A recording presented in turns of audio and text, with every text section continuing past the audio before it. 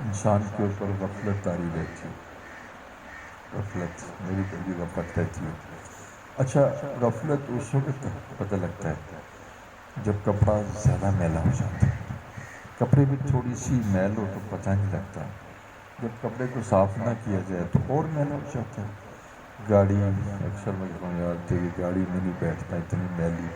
اب جو گاڑی صاف ہو جاتی ہے تو میلی نہیں ہوتی، چلتی ہے تو اب میلی ہونے لگتی ہے، دیکھنے سے میلی نہیں لگتی، لیکن جب بہت زیادہ چلے تو پھر میلی ہو جاتی ہے. تو جب غفلت بہت زیادہ اندر انسان کے قلب پر آنے لگتی ہے تو پھر اس کی زندگی کے اعمال بدلنے لگتے ہیں. سب سے پہلے تو غفلت سے اصل چیز غفلت سے مراد یہ ہے کہ تو اپنے سفر سے غافل ہو جائے. قدم ہے راہ منزل پر، تجھے اپنے منزل کا بھی پتہ نہ ہو کہ تیری منزل کون سی ہے. دیکھیں اگر غفلت کی میں آپ کو ایک چھوٹی سی مثال دیتا ہوں، ایک غفلت کی مثال آپ دیتا ہوں. ہر غفلت کی ایک مثال دیتا ہوں کہ ایک شخص نا، بڑی سادہ سی مثال ہے، ایک شخص کی عمر 40 سال ہے. اب دیکھیں 40 سال میں تو عقل آ جاتی ہے نا. اب جب اس کو نا جب ٹیسٹ ہوا تو اس کو شوگر ہو گئی. تو شوگر بھی بڑی بارڈر لائن ابتدائی قسم کی ہے. اول تو اس نے اس سے پہلے غفلت کی کہ اس نے ان ہائیجینک لائف سٹائل، اور وہ لائف سٹائل جو سنت کے مطابقت میں نہیں ہے، جنک فوڈ ہے اور اوبیسٹی، وہ لائف سٹائل اس نے اختیار کیا ہے. چلیے چھوڑ دیجیے. اب تو لیب نے ریویل کر دیا، واضح کر دیا کہ شوگر ہے. اب اس نے بتا بھی دیا کہ ان چیزوں سے شوگر خراب ہوتی ہے. اب اس میں سٹارچ بھی ہیں، نشاستی بھی ہیں، ریفائنڈ کاربوہائیڈریٹس بھی ہیں، اس میں میدا بھی ہے وغیرہ وغیرہ، تلی ہوئی چیزیں بھی ہیں وغیرہ. اب ساری اس نے باتیں سمجھا دی پہلے، اور اس کو لسٹ بھی دے دی لکھی، اور چھپاؤ کارڈ بھی دے دیے. اب اس کے بعد جا کے نا وہ روح افزا پیتا ہے تو اس کو کہیں گے غفلت. اس لیے کہ روح افزا جب اس کو شوگر ہے تو اس کی شوگر کو 3 ٹائمز انہینس کرے گا، اور اس کے بعد اس کا دل اور دماغ اور اس کا جگر، اس کے گردے. آپ دیکھیں اکثر جو گردے فیل ہو رہے ہیں ان میں سے ایک وجہ بلڈ پریشر ہے اور دوسری وجہ شوگر ہے. اب دیکھیں نا وہ شوگر کھا رہا ہے اور شوگر سے نہیں بچ رہا. اب ایک صاحب جو تھے وہ ان کا ہر چیز میں اعتدال تو ہے، اب ان کو دبا کے شوگر آ گئی تھی. شوگر کا گریڈ کیا تھا؟ 400، 450. اور وہ چھ ٹیبل سپون یعنی ایک ایک پاؤ شاید کھا لیتے تھے. اور ان کا کانسیپٹ یہ تھا کہ اب پتہ نہیں اس کو کیا کہیں گے. بہرحال اللہ کی شان، اللہ ان پہ رحم فرمائے. تو بہرحال مرض بڑھ ہی گیا. تو اس کو بھی غفلت کہتے. ایک طبیب میرے پاس آئے تھے، ان کی شوگر 400 تھی. تو کہنے لگے میں ایک پاؤ کھجور دانہ کھاتا ہوں، شوگر سے تو کھجور نہیں بڑھتی. اس کو بھی غفلت کرتے ہیں. کہنے لگے جی چلیں آپ میری شوگر ٹیسٹ کریں. میں نے ایک پاؤ کھجور کھا کے آیا ہوں تو شوگر ٹیسٹ کی 550. تو اب کیا ہے، اب وہ مانتے بھی نہیں ہیں. اس کو غفلت کہتے ہیں. غفلت کہتے ہیں کہ آپ کو اس بات کا پتہ ہے کہ تمام اشیاء آپ کے بلڈ پریشر میں، اگر آپ لپس کے مریض ہیں، اضافہ کریں گی، شوگر میں اضافہ کریں گی. یہ اشیاء آپ کی کورنریز آرٹریز میں جو شریانیاں دل کی جمے گی، اور آپ کو اس کی تکلیف ہو چکی ہے انجائنا کی بھی اور بعض کو اٹیکس کی بھی. اب اس سب کچھ جاننے کے بعد تفصیلات آپ کے پاس موجود ہیں، عمل بھی آپ کے ہاں موجود ہے، لیکن آپ وہ تمام عوامل کو کہ جو آپ کے مرض میں اضافہ کرتے ہیں ان کو پھر بھی نہیں چھوڑتے. اس کو غفلت کہتے ہیں. کہا گیا کہ یہ گناہ تو تمہیں ہلاک کر دیں گے، یہ اللہ سے دور کر دیں گے، یہ اللہ کی ناراضگی کا موجب ہے. وہ شے جو تجھے تیرے محبوب سے دور کر دے سب سے بڑی بری. امام تیمیہ رحمۃ اللہ فرماتے ہیں اتنا کیا کم ہے کہ اتنا کیا کم ہے کہ تجھے یہ کہہ دیا جائے، اتنا کیا کم ہے کہ تجھے یہ کہہ دیا جائے کہ یہ گناہ یہ وہ ہوتے ہیں جو تجھے تیرے محبوب سے دور کر دیتے ہیں۔ او خدا کے بندے، جو چیز تجھے تیرے محبوب سے دور کر دے، تیرے محبوب کو تجھ سے چھڑا دے، تیرے محبوب کو تجھ سے ناراض کر دے، تیری محبوب کی آنکھیں تیری سے بدل جائیں اور تیرے اندر بودھ آ جائے، کیا اتنا کافی نہیں ہے گناہوں کو چھوڑنے کے لیے کہ یہ تجھے تیرے محبوب سے بودھ کر دیتے ہیں؟ تجھے دیکھا کہ وہ تجھے جہنم میں بھی بچا دیتے ہیں۔ اب ان گناہوں کی وجہ سے واضح طور پہ پتہ ہے کہ یہ گناہ انسان کو جہنم میں بچا دیں گے۔ زکوٰۃ کا ادا نہ کرنا انسان کی برکت کو چھین لے گا۔ سود لینے سے مال میں تباہی نہیں، زندگی میں تباہی آ جائے گی، تباہ ہو جاؤ گے۔ میں آپ کو سود لو اور تباہ ہو جاؤ۔ حضرت میں نے اپنی 24 یا 25 سالہ زندگی میں اربوں پتی سود کا ذکر کر رہا ہوں۔ اور آدمی کہتے ہیں، میں نے کہا یہ بھی کوئی کام ہے جو میں کر رہا ہوں؟ میں نے یہ سود لینا شروع کیا اور پھر میں جناب اس علاقے کا بے تاج بادشاہ بن گیا۔ ڈیفینس کی بات ہے، کہتا ہے پھر میرا ڈکلائن ہوا، آج میں 9 کروڑ روپے کا مقروض ہوں اور بیل بجتی ہے ٹیلی فون کی تو میری ہارٹ بیٹ ہوتی ہے کہ مجھے قرضہ لے کے آئے گا۔ اس کو میں نے کہا کہ تم نہ یہاں پر نہ پڑھو ربی انی ظلمت نفسی فاغفر لی 3 لاکھ دفعہ 3 دن میں ہوں، یہاں ہچکیوں سے پڑھتا تھا، روتا تھا۔ اللہ نے سے اس کا حال درست کر دیا کہ واٹر لاک ایریا تھا، شاید کہیں زمین تھی جو اس کی بکتی نہیں تھی، وہ اس نے بیچی، دوسرا معاملہ کر دیا، لیکن سود نے اس کو تباہ کر دیا۔ تو مجھے کیا سود کی برائی بنانے کے لیے آپ کو واقعات کی ضرورت ہے؟ رب جب کہہ رہا ہے کہ یہ تو دیکھو، رب نے کبھی کہا ہے، دیکھو نا بیٹا، چونٹی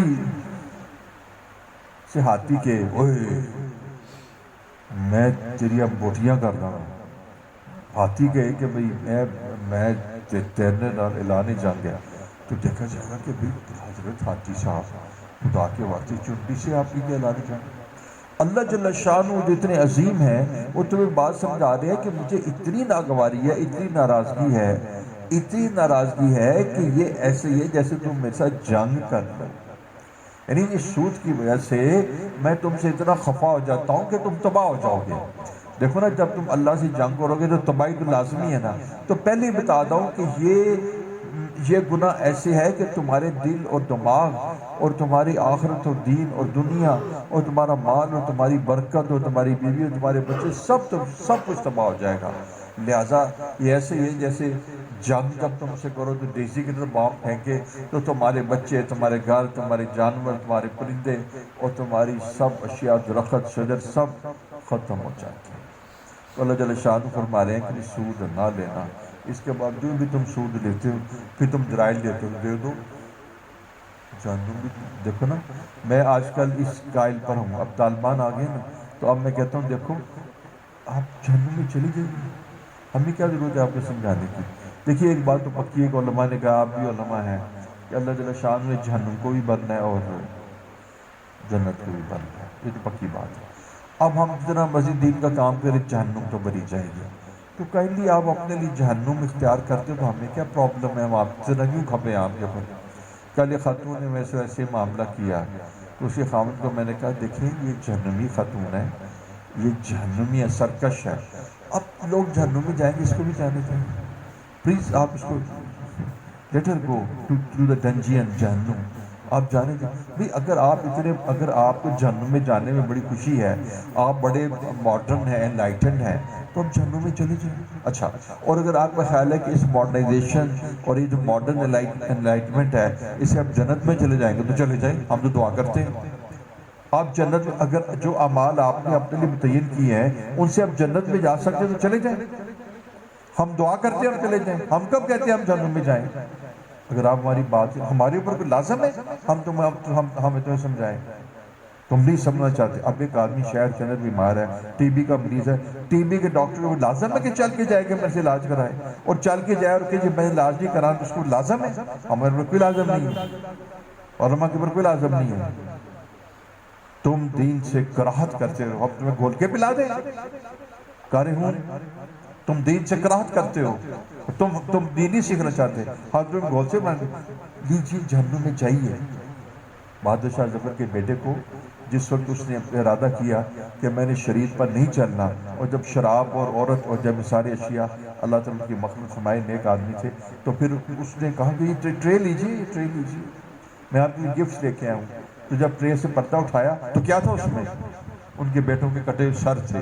تو آپ بھی اپنے سروں کو کٹا لیجیے، جہنم میں جائیے. آپ نے اپنے چوائس کی جہنم کی تو کر لیجیے جہنم. اب کیا مقابلہ کرتے ہیں علماء سے؟ اب کیا مقابلہ کرتے ہیں حق سے؟ آپ بحث نہ کریں، آپ سیدھا جہنم میں جائیں. اچھا آپ جہنم میں نہیں جانا چاہتے تو پھر اپنے طریقے سے جہنم میں جانا چاہتے ہیں تو وہ بھی چلے جائیے. ہمیں کیا اعتراض ہے؟ رسول اللہ صلی اللہ علیہ وسلم کے طریقے کے بغیر اللہ جل شانہ تمہیں جنت میں نہیں لے کے جائے گا. حضور کے طریقے کے بغیر تمہیں سکون نہیں آئے گا. حضور کے طریقے کے بغیر تمہارے قلب پر اطمینان نہیں آئے گا. تم کر لو میری جان، تم کر لو، کھا لو آئس، کھاؤ اور کھاؤ آئس، تباہ ہو جو. ہمیں کیا ہے؟ تم تباہ ہو. الحمدللہ ہم اپنے بچوں کو نہیں کھانے دیتے، ہم اپنی بیویوں کو پردہ کراتے ہیں، ہم اپنے عزیز و اقارب کو شریعت اور دین کی باتیں بتلاتے ہیں. ہمارے عزیز و اقارب، ہمارے شریعت پر چلنے والے احباب بہت کامیاب زندگی گزار رہے ہیں. تم کامیاب زندگی گزار کر کے دکھاؤ. تم تو آپس میں مر رہے ہو اندر سے اور کڑ رہے ہو، اور تم تو پیسے کے کتے ہو اور اب تو درہم ہو. تم تو پیسوں ہی کتے ہو. تمہاری تو آنکھوں میں آ نہیں، تم لسٹ فلائی سے تو عورتوں کو دیکھتے ہو. تمہاری تو اپنے گھروں کے اندر تمہاری اپنی خواتین محفوظ نہیں ہیں.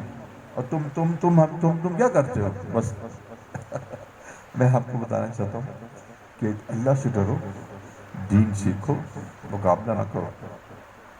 میں نے کہا تم سرکش ہو. کہیں گی کہ آپ کو کیسے پتا سرکش ہوں؟ میں نے کہا کچھ لوگ اندر بھی جھانک لیتے ہیں. پھر چپ ہو گئے. میں نے کہا میں نے کہا تمہیں دیکھ کر نا میں ایک آیت پڑھتا ہوں. یا ایھا الانسان ما غرک بربک الکریم. میں نے کہا چھوکری، 2 ٹکے کی الو کی پٹھی، تیری اوقات کیا ہے کہ تو باتیں کرے؟ اور بھائی آ گیا کہنے لگا جی یہ اللہ تعالیٰ کے بڑے رول ہیں، اللہ تعالیٰ بڑے ظالم ہیں. پتہ میں نے کہا جواب دیا، پتہ کتنے دن پڑھی ہے؟ 5 دن. میں کہا اللہ تعالیٰ ظالم ہے؟ میں کہا بات سن، تو نا نماز پڑھتا ہے؟ نہیں. اللہ کی نافرمانی کرتا ہے؟ نہیں. اللہ نے تیرا ورٹیبرل کالم توڑا ہے. حضرت یقین جانیے گا، آپ کو سچ بتاؤں بھائی کمر جی، آپ یقین جانیے گا کہ میں نے ورٹیبرل کالم کا لفظ استعمال کیا. میں نے کہا اللہ ظالم ہوتا تیرا ورٹیبرل کالم توڑ دیتا. جتنی بدتمیزی تو کر رہا ہے اللہ رب العزت کی شان میں، اتنی بدتمیزی پہ اللہ ظالم ہوتا نا تو تیرا ورٹیبرل کالم توڑ دیتا.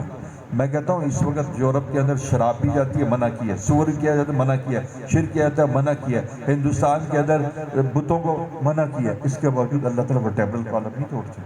میں نے بھی ورٹیبرل، تم بھی یاد رکھو علماء کرام، ورٹیبرل کالم. کالم کہتے ہیں ریڑھ کی ہڈی، ورٹیبرل کالم. ورٹیبرا کہتے ہیں ریڑھ کی ہڈی، ورٹیبرل کالم ریڑھ کی ہڈی. میں تمہاری اللہ ریڑھ کی ہڈی توڑ، تم زمین پہ چلتے ہو کس لیے چلتے ہو؟ میں کہ اتنے بفر کے چلتے ہو، نماز تم نہیں پڑھتے، اللہ اور شریعت میں باتیں کرتے ہو، اور تمہاری اوقات کیا؟ پانی بھی اس کا پیتے ہو اور گندم بھی اس کی کھاتے ہو اور باتیں بھی اس کو سناتے ہو، اور پھر کہتے ہو ظالم ہے. اور خدا کے بندے اگر وہ ظالم ہوتا تمہارا ورٹیبرل کالم توڑ دیتا. اللہ کی قسم. اور کہتے ہیں ہاں ٹھیک، کہتے ہیں ہاں ٹھیک. اچھا پھر اس کے بعد نا مجھے چڑھ گیا غصہ. اب جو آدمی دائی اس کو غصہ نہیں آنا چاہیے. اب یہ غصہ دل میں ہی چڑھتا ہے. ایک تو کچھ عمر بھی ہو گئی اور کچھ برداشت کم ہو گئی اور کچھ اصلاح کا جذبہ بھی غالب آ گیا.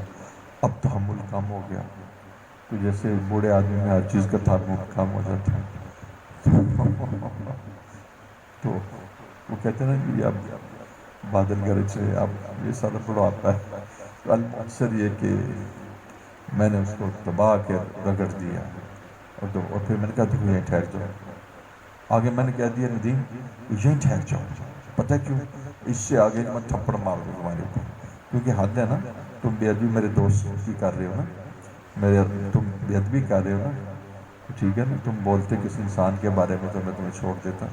تم میرے دوست کی بے ادبی کر رہے ہو تو میں بھی نہیں تمہیں چھوڑوں. تو بہرحال وہ ڈر کے مارے پھر چلا.